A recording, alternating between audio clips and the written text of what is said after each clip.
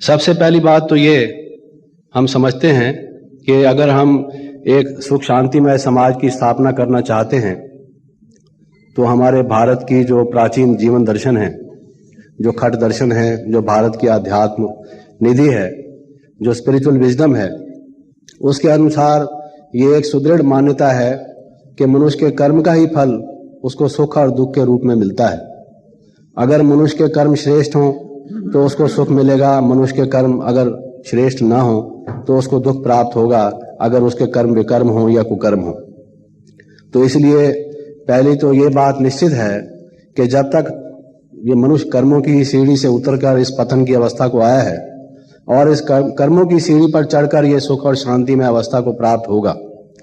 तो ये एक निश्चित सत्य है, एक अटल सत्य है, ये एक शाश्वत सत्य है, एक सार्वभौम सार्वमान्य सत्य है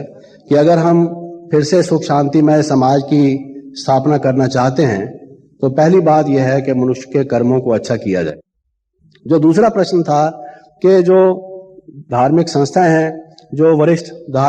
धर्माचार्य या धर्माधिकारी हैं, वो किस प्रकार से योगदान दे सकते हैं। हम ये समझते हैं कि आज जो संसार में सबसे बड़ा महत्वपूर्ण योगदान है वो धर्माचार्यों और वरिष्ठ धर्माधिकारियों का ही हो सकता है, क्योंकि आचरण संबंधी जब हमारा ये वर्तमान संकट आचरण के अभाव के कारण से है, नैतिक मूल्यों के ह्रास के कारण से है, तो उनकी ही ओर सारा संसार देख रहा है। जब वो बहुत एक प्रभावशाली तरीके से, एक विज्ञान सम्मत तरीके से, एक विवेक युक्त तरीके से, एक युक्ति युक्त रीत से मनुष्यों को आज के इस विज्ञान युग में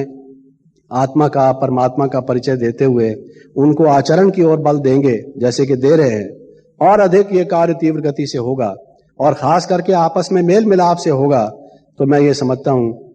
कि ये उनका सबसे बड़ा योगदान होगा। और सबसे बड़ी बात तो यह है कि आज संसार की जो सर्वप्रथम समस्या है मेरे मन में, मेरे विचार में, वो मानसिक तनाव है,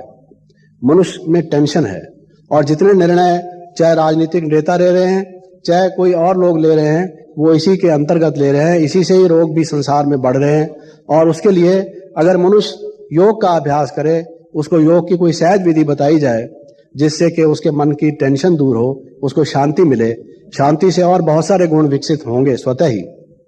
उनका संबंध है उनसे। तो मैं समझता हूं कि ये सबसे बड़ी बात होगी कि योग का प्रचार हो, योग की शिक्षा दी जाए, मनुष्य को योगी बनाया जाए। ये ना सोचा जाए कि योगी लोग तो केवल कंदराओं में, गुफाओं में रहते हैं, जंगलों में रहते हैं, ये संसारिक लोग क्या योग करेंगे, बल्कि आज उनको सबसे ज्यादा योग की आवश्यकता है, क्योंकि सबसे ज्यादा मानसिक तनाव घर घर में, एक परिवारजनों में है, उनको इस चीज की आवश्यकता है, उन्हें एक ऐसी सहज विधि बताई जाए।